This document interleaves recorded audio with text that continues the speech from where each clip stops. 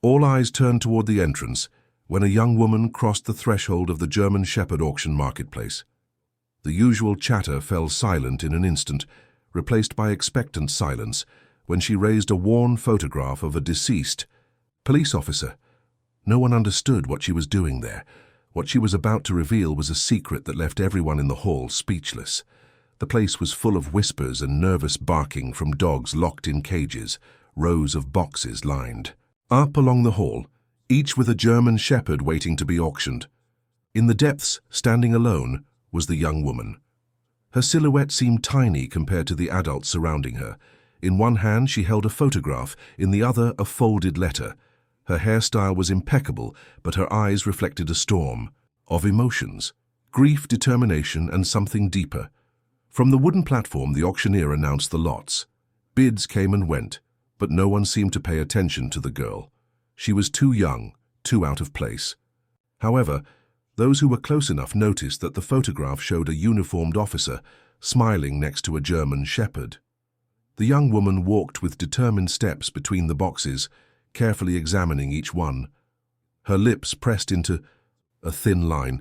Somewhere in the corner of this hall was the dog she had come for, her last connection to her father. Her presence attracted curious looks, whispers, and even embarrassment among the staff. What was a girl doing alone at a professional auction?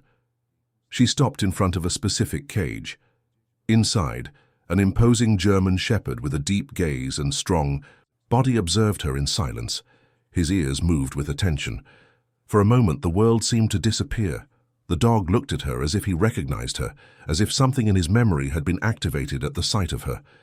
Behind her, a worker muttered, "That's a retired canine, difficult to handle, strong-willed. He worked with a police officer who—" He stopped when the girl looked up. Her eyes glistened, full of held-back tears. "I know," she replied gently but firmly.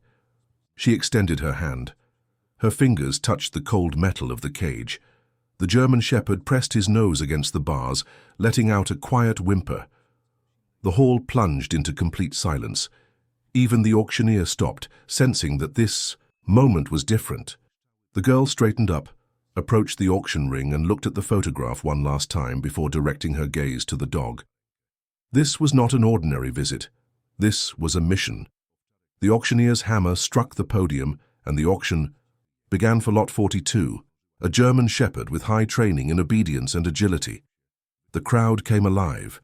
Buyers raised their paddles with enthusiasm. The girl remained on the sidelines with clenched fists, watching. She recognized him immediately. It was the same dog from the photograph, her father's companion. When the workers led him forward, the dog searched the hall with his gaze until he saw her. A quiet whine escaped from his throat, barely audible among the shouts of the bidders. 5,000, 5,500, 6,000, sang the auctioneer. The girl's heart beat. Hard. She took a step forward. 6,500, she said with a trembling but determined voice. A murmur passed through the hall. The auctioneer blinked, surprised. "We have 6,500?" he asked, while tension grew. From the other side, a tall man in an elegant suit raised his paddle. 7,000, he said in a calm tone, but with a challenging spark in his eyes. The girl's heart stopped. She knew she couldn't compete with someone like him. But when the German Shepherd looked at her again, as if asking her not to give up, something ignited in her. This wasn't just about the dog, it was about honoring her father's memory.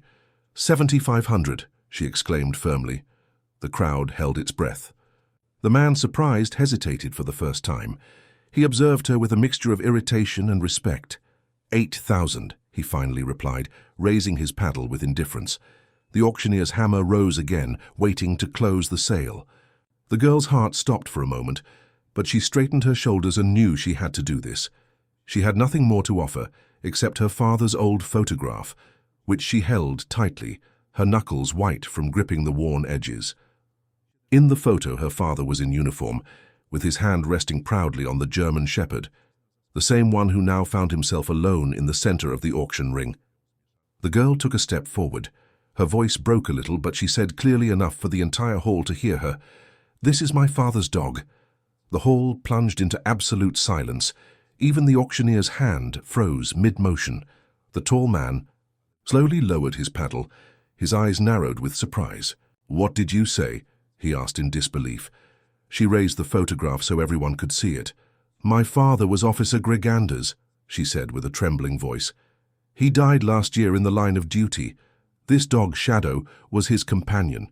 He went into retirement after my father's death.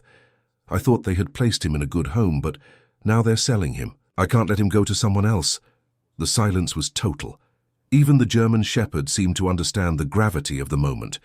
His tail moved slowly, ears raised, and his body leaned toward the girl. The auctioneer, with a voice filled with emotion, spoke.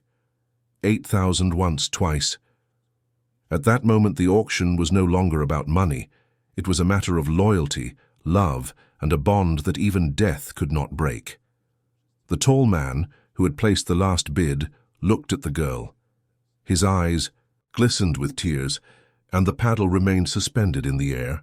He frowned and pressed his lips together, but something in the girl's voice deeply moved him. "I can't outbid that," he whispered. Shadow, sensing her pain, approached gently to the cage bars and looked at her carefully with an intensity that melted the hearts of everyone present. The crowd, which had earlier watched the auction with tension, now remained in respectful silence, waiting for what would happen. It seemed the girl might lose the bid, that Shadow would be taken far from the life he had shared with her father. The auctioneer raised his hammer, ready to close the auction. Then a strong voice rang out from the back of the hall. "I'll cover the difference." Everyone turned around. An older man in a worn police uniform walked with determined steps. "Greg Sanders was my partner," he said with a broken voice. "This dog once saved my life. He deserves to go home." The crowd murmured in agreement. Some wiped away tears. The auctioneer hesitated for a moment, then solemnly nodded.